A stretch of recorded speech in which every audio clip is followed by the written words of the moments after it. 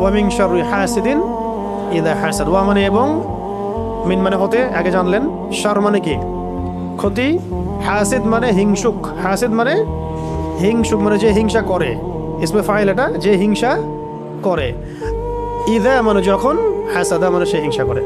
মানে হিংসুকের অনিষ্ট থেকে যখন সে হিংসা করে, হিংসুকের অনিষ্ট থেকে যখন সে হিংসা করে। হিংসা ঈর্ষা কিন্তু এক না। যেমন একজনের মাশাআল্লাহ সম্পত্তি আছে, আপনি আকাঙ্ক্ষা করছেন যে আমারও যদি হতো, আমিও আল্লাহর পথে দান করতাম। এটা ঈর্ষা করা, এটা বৈধ, এটা বৈধ জায়েজ। কিন্তু আপনি এভাবে যদি চিন্তা করেন যে ওর সম্পদ ধ্বংস হয়ে যাক,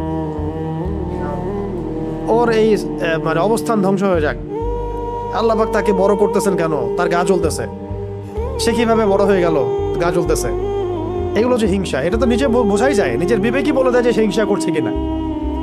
হিংসা করার সাথে সাথে নূর নষ্ট হয়ে যায়।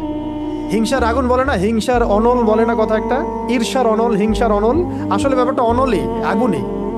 হাদিসের মধ্যে এসেছে, যদি কোনো ব্যক্তি হিংসা করে, একজন ব্যক্তি কাউকে হিংসা করে, তাহলে তার নেক আমলগুলো ধ্বংস হয়ে যায়, ঠিক যেইভাবে আগুন কাঠকে খেয়ে ফেলে।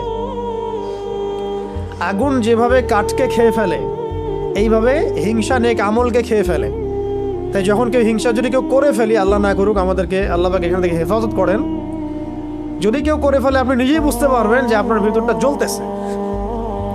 এটা কিসের আগুনে জ্বলতেছে? হিংসার আগুনে জ্বলতেছে। এবং এই জ্বলা থেকে দাড়ি টুপিওয়ালা মানুষটাও বাদ দেয়, ঠিক আছে? কোনো কোনো ক্ষেত্রে অগ্রগামীও হইতে পারে, বেশি জ্বলে। অনেকের বেশি জ্বলে না, বেশি জ্বলে। তো হিংসা থেকে বাঁচতে হবে। আরেকটা হচ্ছে, যদি কেউ আপনাকে হিংসা করে, আপনি হিংসা করেন না কাউকে, কিন্তু অন্যরা আপনাকে হিংসা করতেছে, এটার জন্য আপনি কখনোই গুনাহগার না। কিন্তু এই যে হিংসা আপনাকে করতেছে মানুষ, এটারও ইফেক্ট আপনার উপর আসতে পারে যদি আপনি প্রোটেক্টেড না থাকেন। কারণ এটা একটা আগুন, যে জ্বলবে তাকেও তো জ্বালাবেই, আশেপাশে দাঁড়ায় থাকলে সেও জ্বলবে, বা তার উপরে আগুনের তাপ গিয়ে পড়বে। অতএব ওই আগুনের তাপ থেকে বাঁচার জন্য ঢাল লাগবে। কি লাগবে?